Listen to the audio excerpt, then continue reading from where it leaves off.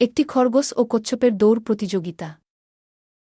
একবার একটি খরগোশ ও কচ্ছপের মধ্যে একটি দৌড় প্রতিযোগিতার আয়োজন হল।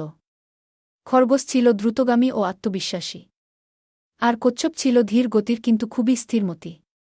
খরগোশ কচ্ছপকে দেখেই হাসল এবং চ্যালেঞ্জ নিল, ভাবল দৌড়ে সে সহজেই জিতবে। প্রতিযোগিতা শুরু হল। খরগোশ প্রথমেই দৌড়ে অনেকটা এগিয়ে গেল। কচ্ছপ ধীরে ধীরে কিন্তু স্থিরভাবে তার পথ চলতে থাকল।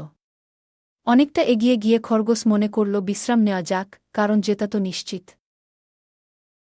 তখনই কচ্ছপ তার লক্ষ্যে স্থির থেকে চলতে থাকল। খরগোশ ঘুমাচ্ছিল আর কচ্ছপ তাকে অতিক্রম করে এগিয়ে গেল। সবাই অবাক হয়ে দেখল যে পরিশ্রম আর ধৈর্যের জোরে কচ্ছপেই দৌড়ের বিজয়ী হল।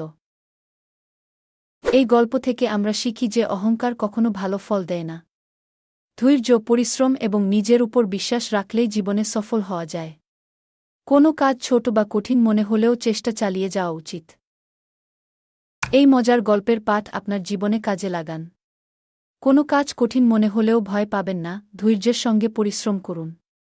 আর এমন চমৎকার শিক্ষা পেতে আমাদের চ্যানেল সাবস্ক্রাইব করুন ও আপনার প্রিয় গল্পের মন্তব্য করুন।